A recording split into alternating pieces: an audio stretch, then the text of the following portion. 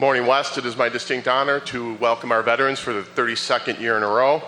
I'd like to welcome our honored guests, the American Legion Color Guard, AMVETS, American Legion Post 735, American Legion Ladies Auxiliary 735, Niagara Frontier Marine Corps League, happy birthday Marine Corps, VFW Post 8113, Post 8113, Gold Star Mothers, West Seneca Veterans, Navy Seabees, 82nd Airborne, Armed Services Recruiters of West Senior. I'd like to thank our board members present, Mrs. Dabble, our central office team of Mr. Dabble, Mr. Bystrict, Mrs. Fowler, and Mrs. Persico. I'd like to thank the wonderful music that you're going to hear today.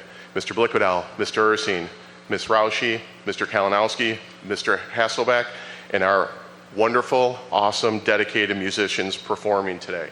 And I'd like to thank all of our dedicated veterans in attendance today. Mrs. Rice spent a lot of time organizing veterans to come in. This is the 32nd year we have the most veterans present ever. What a tribute. We appreciate you coming here on this very, very special occasion. And I'd like to thank our Veterans Day Committee, who have been working for months. Mrs. Carlone, Mr. Wassinger, Mr. Blickwadell, Mr. Ursine, Jerry Johnson, Mr. Bronscheitel, Mrs. Petronic, Mrs. DeZerba, Mrs. Rice, Mr. Pacer, Mr. Galley, Mrs. Brown, Mrs. Eschenauer, Mr. Smith, and Mrs. McManus. As you can see, we have many, many hands that want to take part in our veteran ceremony. So here's the history lesson. Veterans Day is largely intended to thank living veterans for their service. That's what we're doing today. To acknowledge that their contribution to our national security are appreciated, and to underscore the fact that all those who served, not only those who have given the last full measure, has sacrificed and done their duty. Veterans Day began as a worldwide holiday called Armistice Day to celebrate the end of World War I, the first modern industrial war, which ended on the 11th hour of the 11th month of the 11th day of the 11th month in the year 1918. After the many different wars and millions of veterans returning home, the United States government wanted to honor all veterans and thus changed the name Armistice Day to Veterans Day. Today and tomorrow, we honor and celebrate the service of our veterans. And it is only right that we in public schools honor our veterans. It is common knowledge that Thomas Jefferson wrote the Declaration of Independence. However, according to Thomas Jefferson's own writings, his greatest contribution to our nation was not the Declaration of Independence.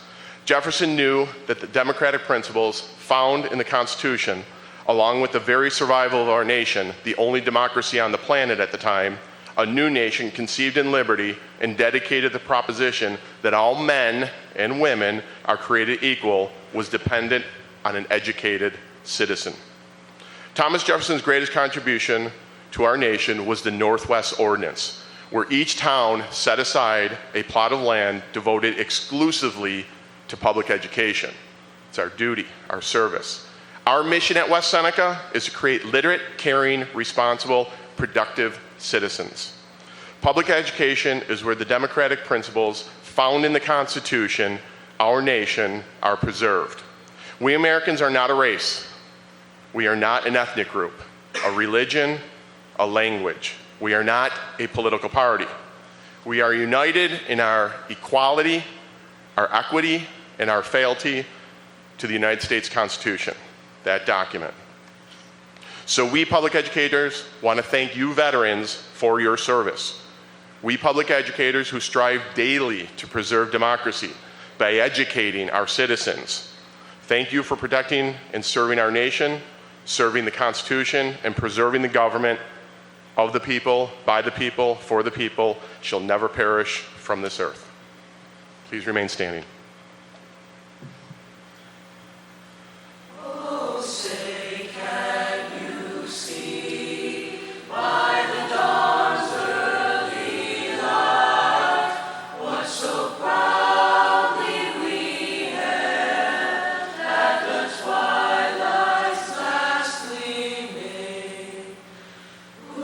Stripes and bright stars through the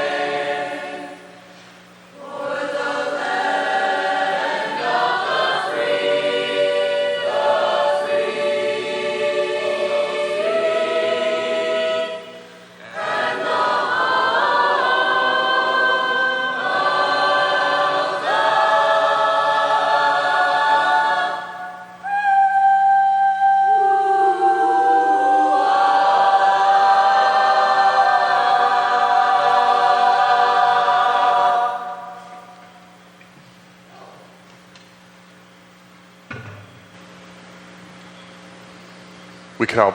Please be seated.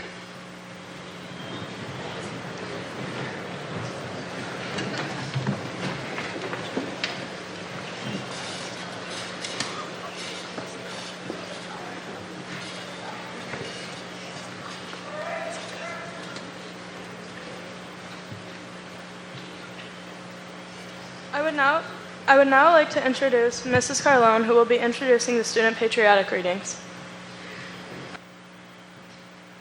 Good morning.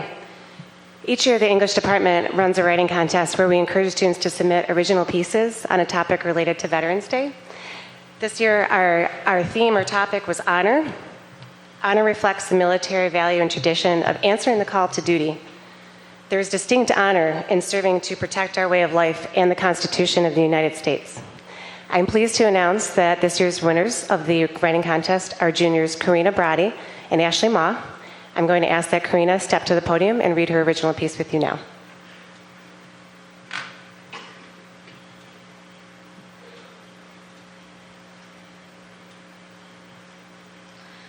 Veterans Day is a meaningful and emotional day for millions of Americans at home and around the world. It is a day to pay respect for lives lost in horrific battles, survivors that have gone through many hardships, soldiers currently fighting for our country, and men and women in training. Honor. To treat and esteem an individual with respect because of what they've done or who they are. Honor. It was an honor for both of my grandfathers who proudly served our country many years ago, one in World War II and the other in the Korean War. In World War II, my grandfather was awarded the Bronze Star. His honor and courage were evident when he carried a severely injured soldier on his back for 2 miles. While doing this, he dodged gunfire by laying in a ditch for several hours until the gunfire subsided, on his way to bringing the soldier to receive life-saving medical treatment. The soldier lived due to the actions of my grandfather. It is also an honor for me, every day, knowing that my family members have contributed to keeping America safe. Honor can be found in many areas of our society, but none greater than what is demonstrated by our veterans and those on active duty. Just speaking to a veteran, it's easy to see how proud they are to have served. Veterans Day provides us with an opportunity to appreciate and honor those citizens who have served or are currently serving our country. However, we should continue to recognize our veterans by thanking them for all they've done for our nation, not only on Veterans Day, but every day. Thank you.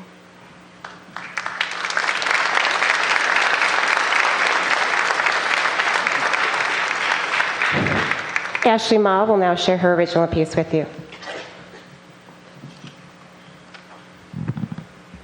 There are many words for a veteran: a warrior, a soldier, a hero. They all describe the same thing: a veteran. Year after year, the veterans are remembered on their November holiday, but once this holiday is commenced and all the thank yous have been given, how often do we remember the veterans once more? Their trials, tribulations, and overall sacrifice has built this country into the land it is today. They have battled and sacrificed their time and their lives for our freedom. Regardless of where you come from, or who you are, or who you want to be, a veteran believes in freedom and justice for all. All veterans, fallen and alive, deserve complete honor and respect for their service. Missing birthdays and holidays to keep our families and our communities safe and at liberty. Veterans Day is the day to smile upon these warriors whose pride in our country has given us the opportunity to enjoy the free American life. Their pride in this country is unbroken and is something to be honored and treasured. There are many words for a veteran: a warrior, a soldier, a hero. Thank you to all our heroes. Thank you to these heroes who fight all year, who deserve not just one day, but every day to be remembered and honored for their contribution to the American people.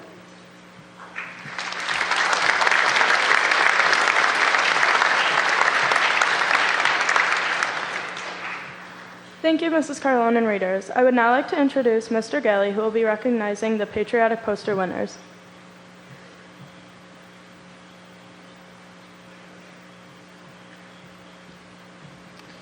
Good morning. My name is Christopher Galley, and I'm privileged to be an art teacher here at West Senior. Each year, our department challenges our students to recognize the contributions and service of our veterans through their artwork. The concepts of sacrifice, dedication, and selflessness are universally recognized as admirable traits. As our planning committee sifted through the well over 100 entries to this challenge, 2 finalists emerged after a number of difficult choices were made. Our first is our first repeat winner of this challenge, while the other distinguished herself as a new winner this year. The two artworks you see on your program and in front of this podium will be displayed in a place of honor alongside the United States flag that was flown over Cap Takedum in Iraq in our front foyer. These artworks will serve as a constant reminder to our students that veterans have chosen service over self. Please join me in congratulating junior student Veronica Jankowski and sophomore student Aaron Hagler.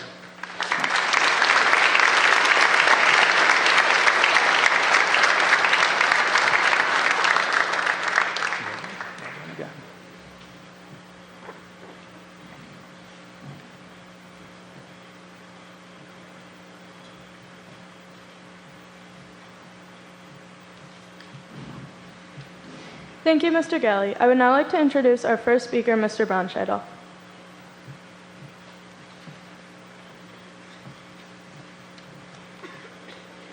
Good morning.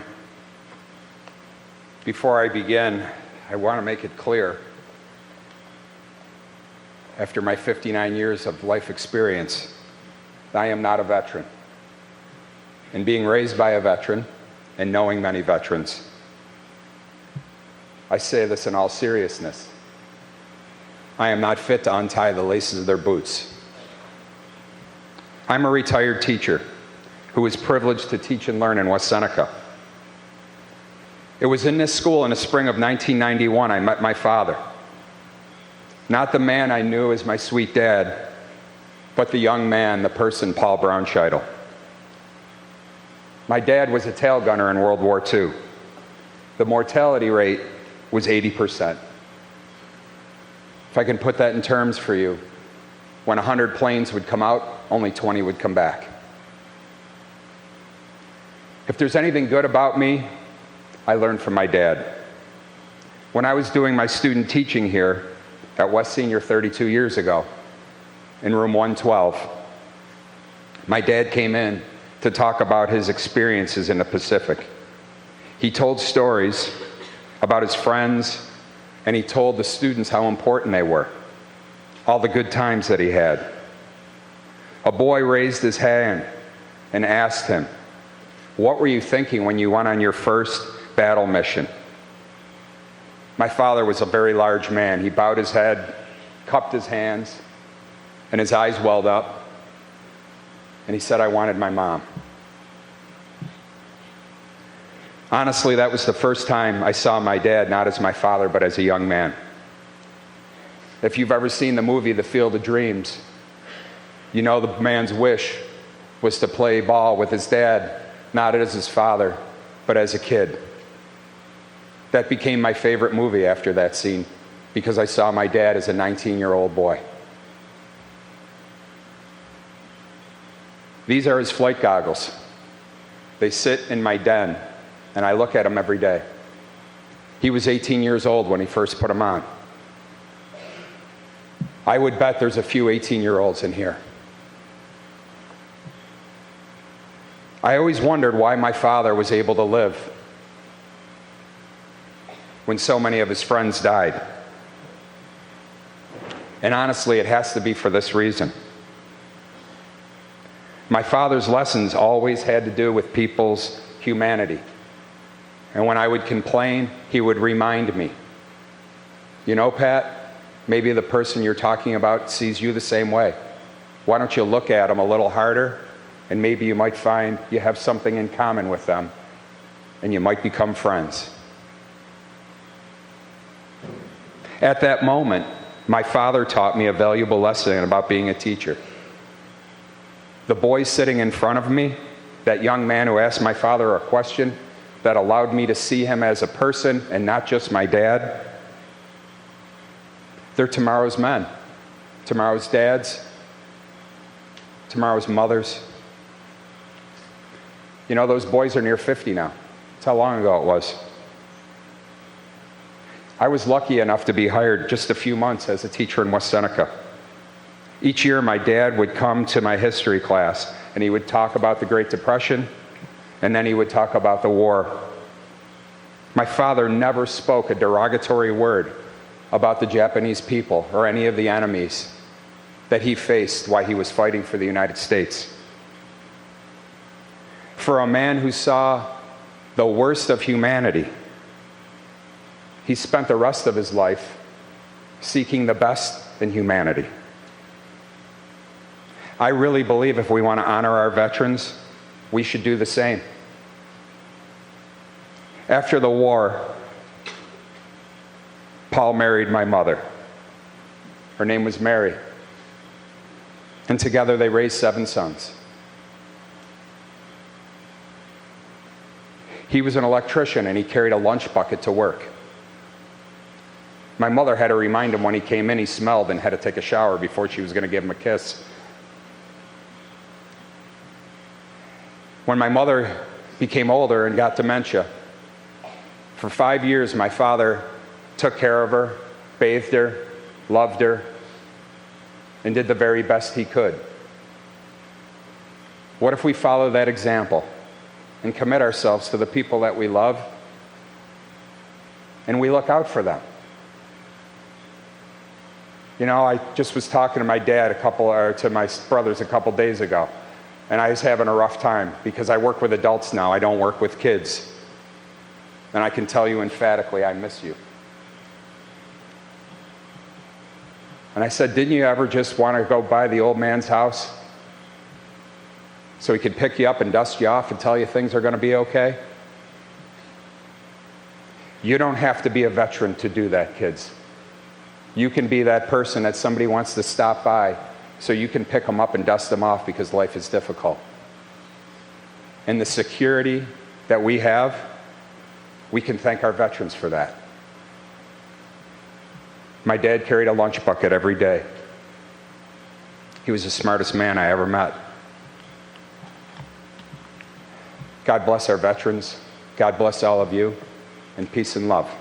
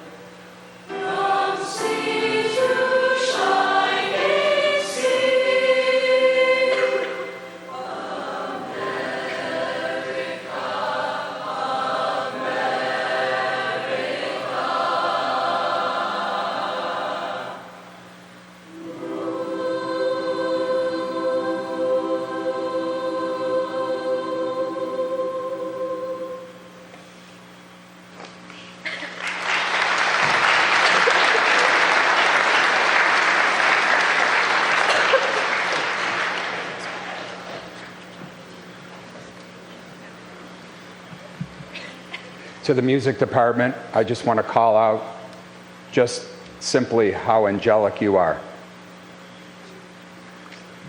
Mr. Ursing knows this, but many of you don't. When I was having a bad day and life was getting the best of me, oftentimes I would take a walk and I would stand outside the music room and I would listen to you sing or play, and it would completely change my outlook on life. And it dusted me off. You picked me up so I could go back out and do the best I could. Keep on singing, keep on playing, keep on living life with zest. You're absolutely beautiful. Why don't we give him another round of applause?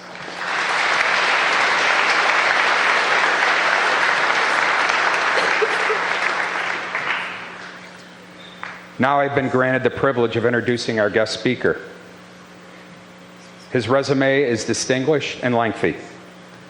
His biography reflects a man who has spent his entire life in service to our country. He entered the Air Force as a cadet in the Civil Air Patrol at the age of 13. In 1991, he enlisted as a basic airman. In 1997, he was commissioned as an officer. He has over 4,300 hours of service as a pilot, including 475 hours of combat time. West Senior, let us welcome Air Force Lieutenant Colonel Joseph Contino.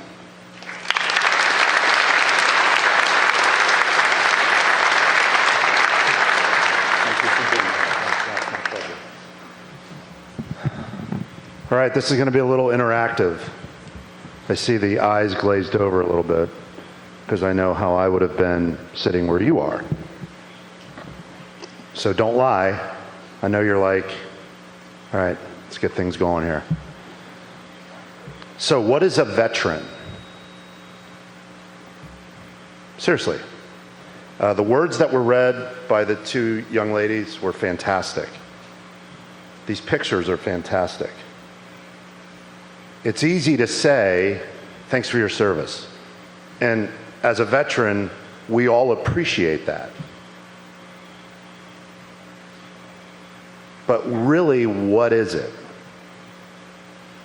I said this is going to be interactive, so out of all the wars and conflicts, which started at 1776, obviously, 1812, Civil War, World War I, World War II, Korea, Vietnam, Desert Storm, and then the latest conflicts in Iraq and Afghanistan.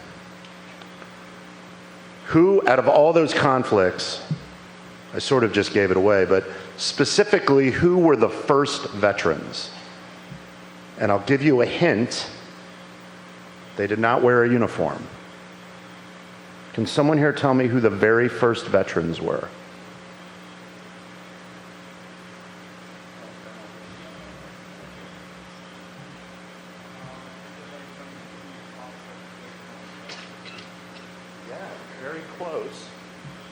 But he said, was it when we fought Britain? Yeah, it is when we fought Britain.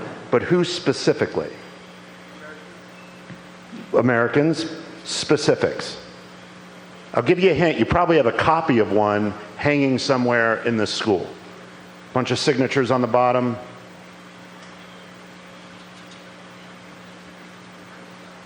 Founding fathers, more specific, anybody?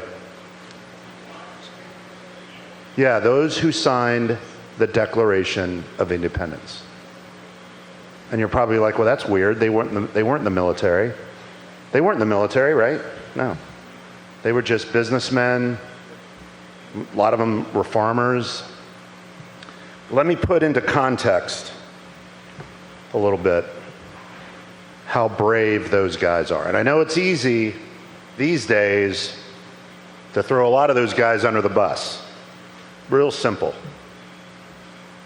But everybody in this room, me being one of them, would find a very hard time signing that letter. And I'll tell you why. Because the first veterans, what county is this? Erie? Could you imagine, let's say 25 of you kids said, you know what? We're done with the United States. Done. I mean, like, we're done.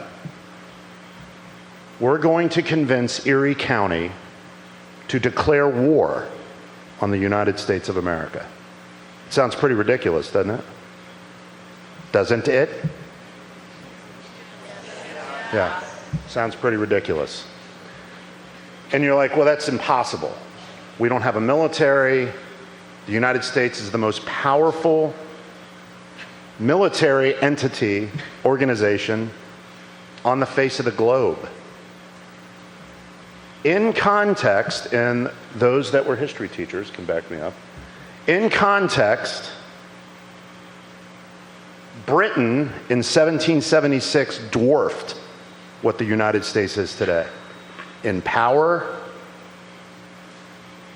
definitely in military might. There was a saying that the sun never set on Britain. The point I'm getting at is this. The impossibility that you think Erie County could defeat the United States, times that by about 10. So do we have a good baseline there of how ridiculously impossible that was? Okay. Now, the penalty for you 25 students, whoever you are, to declare war on the United States, if you were defeated, I mean, you'd go to jail. You'd probably go to a penitentiary. You'd get 3 square meals a day. Do you think that was the case for the folks that signed the bottom of that letter? What do you think the penalty was? Anybody? Death. What kind of death? Just kind of execution? A little more complicated than that, but that's the correct answer. So for those that signed the Declaration of Independence, our first veterans, was about a 45-day journey in the belly of some ship where you were not fed. Very non-PG rated things happened to you by the sailors on that ship. Being spit on all the time would be one of them. And you could probably think of worse things of being spit on. You were charged with treason by the king. And you were sent to the Tower of London to be executed. But a fast death would be a favor. They tortured you 3 different ways. 3, and then right before you died, they cut your head off. You're probably wondering what my point is. My point is this. Those people signed that document knowing full well that that was their fate. Not maybe that was their fate. They're going against the most powerful country to ever exist. And they didn't think it was a maybe. They thought it was a certainty that they would lose and be given that fate. But you're like, well, why did they do it? That's crazy. Because the principles that are in that document were worth it to them. Principles that, so next time you look at your dollar bill, you see George Washington, who was the kind of the director of that revolution, or Thomas Jefferson, who wrote the Declaration of Independence. Before you listen to pop culture and throw those guys under the bus, ask yourself, would you do that? Because I'm going to answer that for you. You wouldn't. I probably wouldn't either. But to shift to modern day, what it means to be a veteran. It's not that we go to battle and the explicit reasons are we fight to protect the Constitution of the United States of America. That's the explicit reason. But who here can tell me what deterrence means? What's deterrence? No? What is deterrence?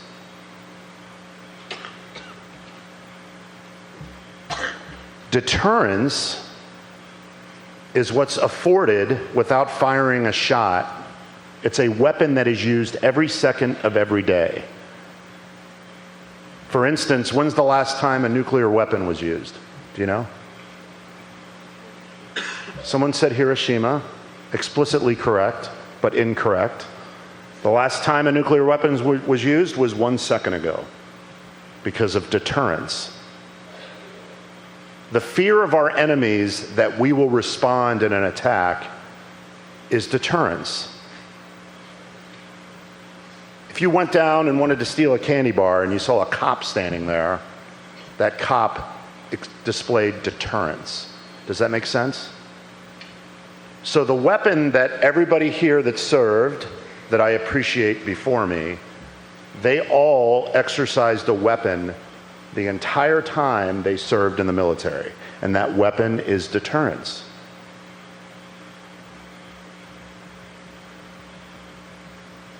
Lastly, to put who here is 17 and 18 years old? That's it? 16? Okay. 17, 18, 16 if you lied. I have 2 homework assignments for you. Pat touched on this a minute ago with the age of those that were gunners on Dauntless aircraft. Movie came out about probably 3 or 4 years ago now called Midway. It's heavily CGI'd, but it's really good. It was done really well. Watch it. See what tail gunners did in the Dauntless aircraft. It's ridiculous. But something that's a lot easier to do later in study hall, because I know you're not going to be doing your homework. Get your phones out, which I know are glued to your faces. Go to YouTube and search opening scene of Saving Private Ryan. It's about 12 minutes long, maybe 15 minutes long. About 90% of those guys were 17, 18 years old. That is the beach landing at Normandy for D-Day in World War II, which turned the tide of World War II.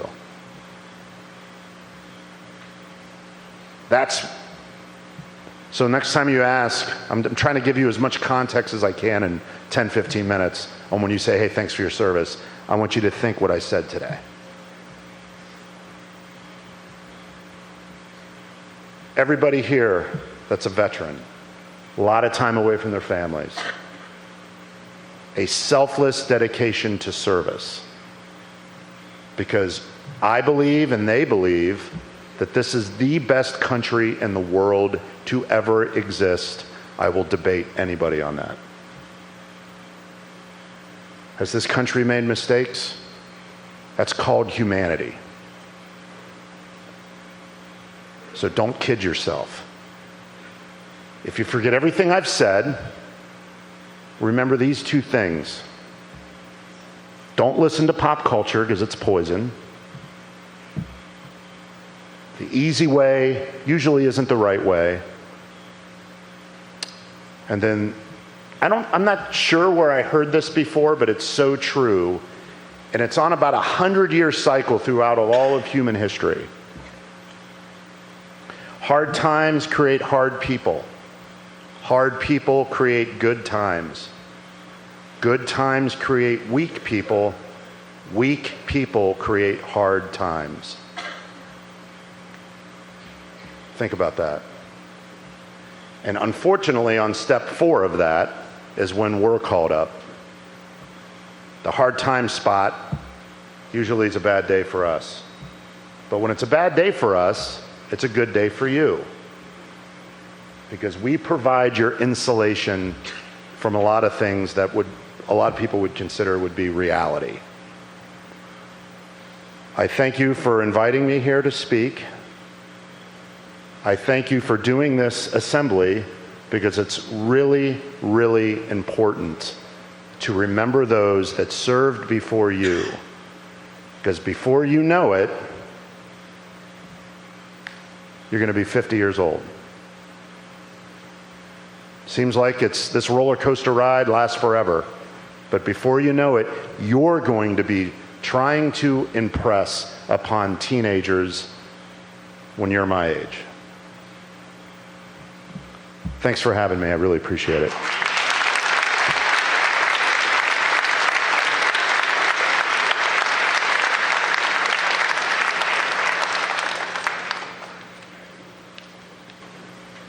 Before we begin, veterans, if you hear your branch of service song played this morning, please stand if you can, or some of you are already standing to be recognized.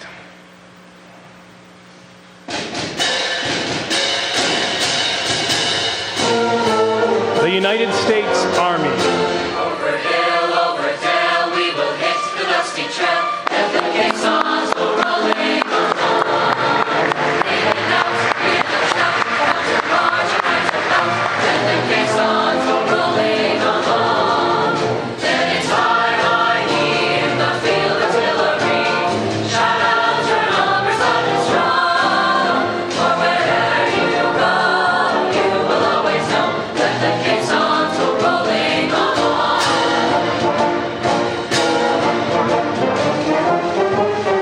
The United States Marines.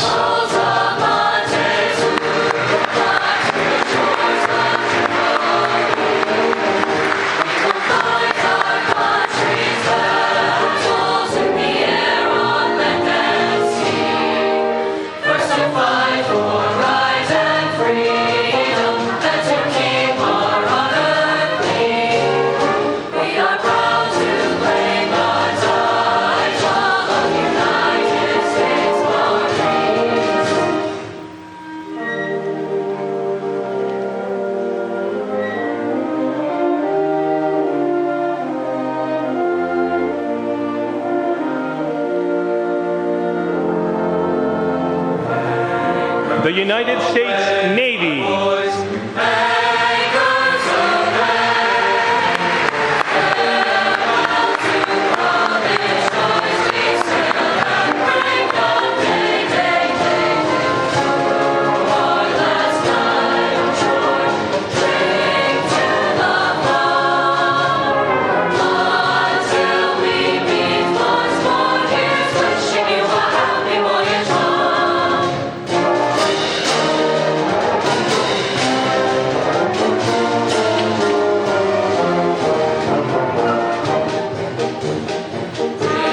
The United States Coast Guard.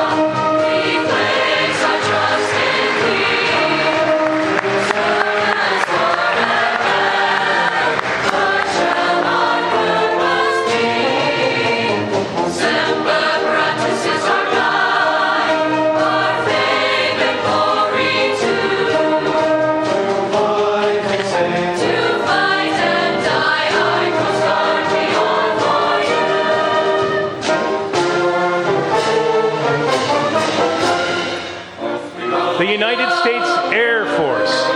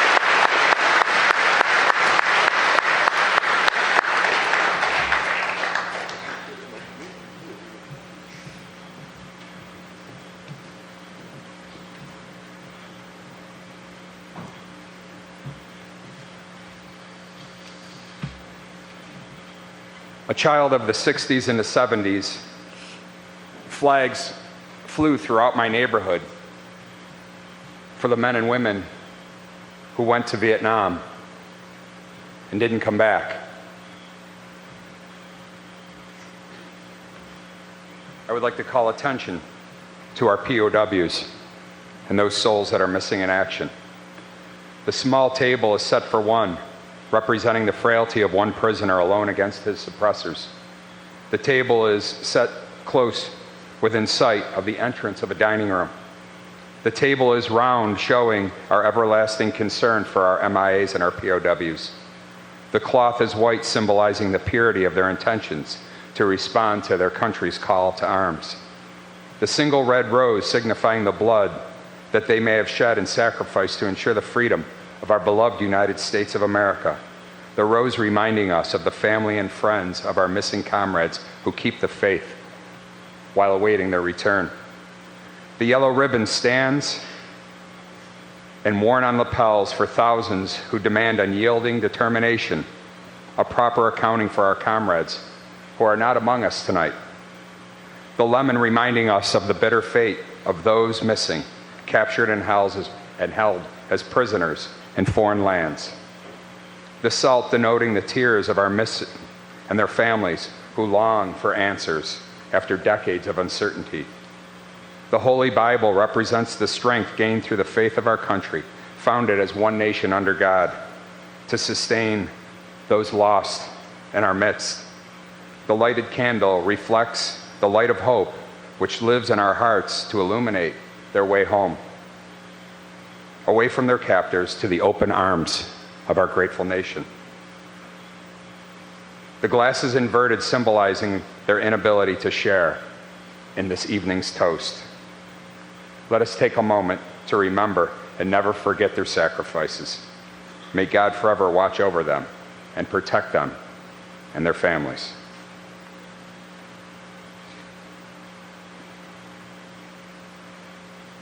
It is now my honor to introduce Ken Herkey to deliver the benediction.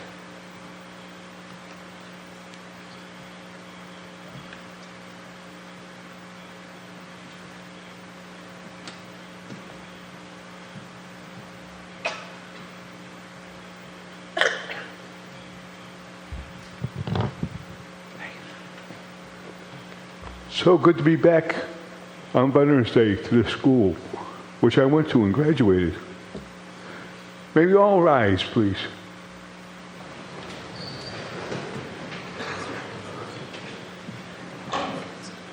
And let's pray to our Supreme Commander. Let us go forth into the world in peace and dedicated to your service, O Lord. Let us hold fast that which is good, render to no man evil for evil, strengthen that faint-hearted, support the weak, help the needy and the afflicted, and honor all men. Let us love and serve the Lord, rejoicing in the power of his Spirit. And may God's blessing be upon us all, and remain with us always. In your precious name, amen. Thank you.